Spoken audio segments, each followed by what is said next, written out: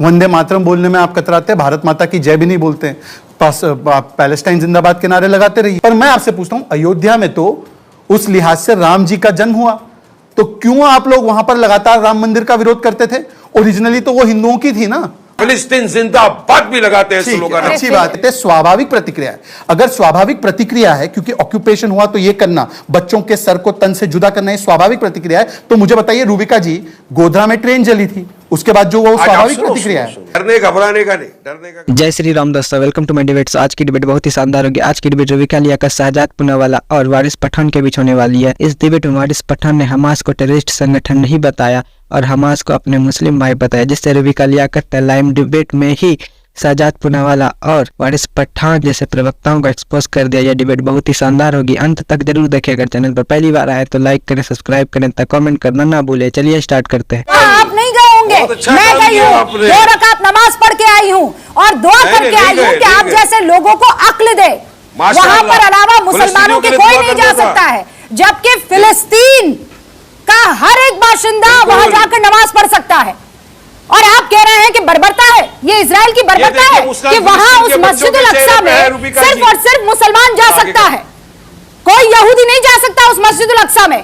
अगर पावरफुल था इजराइल तो आपकी हिम्मत थी कि आप मस्जिदुल अक्सा में घुस जाते? चेहरे के ऊपर है रूबिका जी, इनके चेहरे दिखते हैं आपको उन मासूम बच्चों के चेहरे नहीं दिखते जिनके गर्दन जो है वो रेत दी गई है। आप सिर्फ और सिर्फ आप लोग जो हैं, आपको कोई मतलब नहीं इंसानियत से, आपको सिर्फ मुसलमानों से मतलब है, चाहे वो आतंकी हो कि चाहे वो सप्रेस हो, आपको सिर्फ मुसलमानों से मतलब है और कुछ भी नहीं है।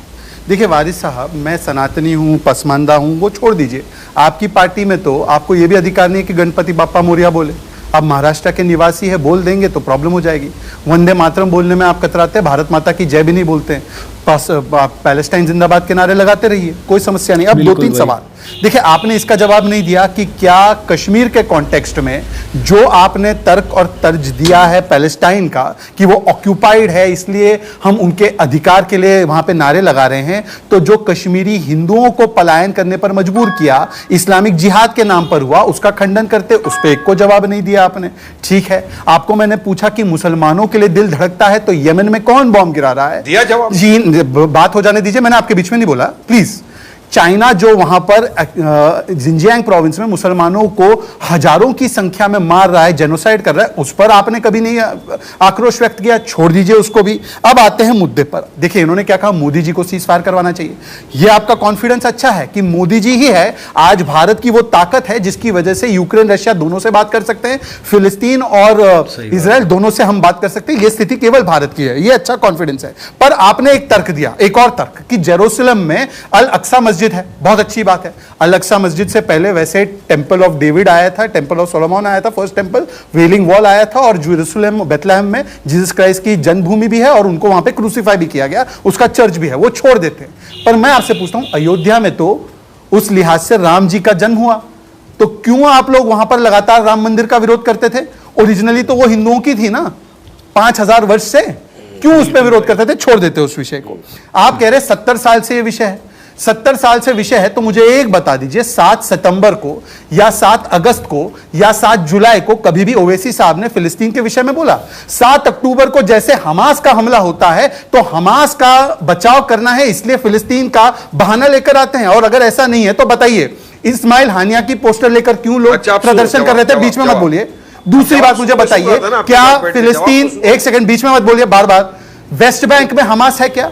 हमास जब पैदा हुआ तब उसने पैलेस्टीनियन लिबरेशन ऑर्गेनाइजेशन को टारगेट करने का काम किया। पैलेस्टाइन के वेस्ट बैंक में लोगों को मारने का काम इसी हमास ने किया। तीसरी बात, मैं पूछ रहा हूं, आपको नागरिकों की बड़ी चिंता है तो हमास से कहिए ना कि 2 मिनट सुन लीजिए, पूरा सवाल तो होने दीजिए। आपने कितना लंबा बोला है, हमास को बोलिए 2 मिनट में सारी चीजें समाप्त हो सकती है। जो बंधक बनाए हैं उनको रिहा कर दे और आत्मसमर्पण कर दे। हमास क्यों उनको नागरिकों को बंधक बनाकर रखा है? हमास के हाथ में 2 मिनट में हिंसा बंद हो जाएगी। जो अक्सा है, हमारा पहला सजदा वहां पर है, हुजूर वहां पर बुराक पर बैठकर आए थे, खुदा से उन्होंने जो कुछ भी हुआ वो तो आप भी जानते हैं, शब मेराज मैं भी जानती हूँ, मुझे बताने की जरूरत नहीं है, बराबर गए थे। ठीक है। लेकिन आप मुझे ये बताइए कि वही बिंदु अगर राम मंदिर पर लागू होता है तो आप कहते हैं हम पर अत्याचार, लेकिन आपको बैतुल मुकद्दस चाहिए। अच्छा, आप सुनिए, बताता हूं मैं उस बात का भी जवाब देता हूं। रूबिका जी, आपकी शहजाद ने तकरीबन 40-50 सवाल पूछ लिए हैं, एक सवाल का जवाब एक भी नहीं आता। शॉर्ट करके इन्होंने कहा कि क्यों ऐसा हुआ 1973 में। 1993 के अंदर ओस्लो पीस अकॉर्ड हुआ था, आपको पता नहीं हो तो जरा सा पढ़ लेना। उस अकॉर्ड के हिसाब से ये बोला गया था कि फिलिस्तीनियों को एक अलग स्टेट, एक अलग कंट्री बना के दिया जाएगा। 30 साल तक उनको नहीं बना के दिया। ऐसा क्यों किया? 2008 से लेकर अब तक वहां पे 1.5 लाख सिविलियंस का नरसंहार कर दिया इसराइल ने, जिसमें 33,000 मासूम सिविलियन बच्चे थे। तब आपकी दूसरी जुबान में क्यों नहीं हिली कि नहीं ये नरसंहार हो रहा है, रोकना चाहिए? यूनाइटेड नेशन उसके खिलाफ बोल रहा है, भारत देश हमारा खड़ा हुआ है, आप मोदी के साथ खड़े हैं। आज तक मुझे एक बात बताइए, एक्सटर्नल अफेयर्स मिनिस्ट्री ने या भारत के प्रधानमंत्री ने हमास को टेररिस्ट ऑर्गेनाइजेशन घोषित किया है क्या? नहीं किया। अभी बता है भाई,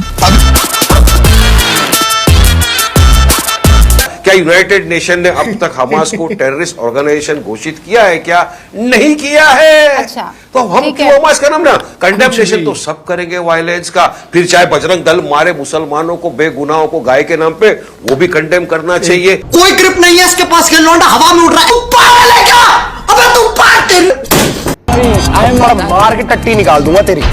फिर चाहे किसको जेएसआर नहीं बोलने के नाम के ऊपर नरसंहार कर दिया जाए, वो भी कंडेमनेशन करना चाहिए। और रही बात अभी आस्था की भी बात आती है, तो आप तो खड़े थे ना सब राम मंदिर के साथ में, आपकी आस्था है, वारिस पठान की आस्था का क्या होगा इसके बारे में नहीं सोचा। मैं इस देश का शहरी हूं, और हम तो वो लोग हैं जिन्होंने जिन्ना की टू नेशन थ्योरी को टुकड़ा दिया। हम तो बाय बर्थ और बाय चॉइस हमारे भारत देश में रहे। आप तो चॉइस से रह रहे हो, खाली बर्थ से रह रहे हो, चॉइस नहीं है। आपने बोला चॉइस यहाँ पे है।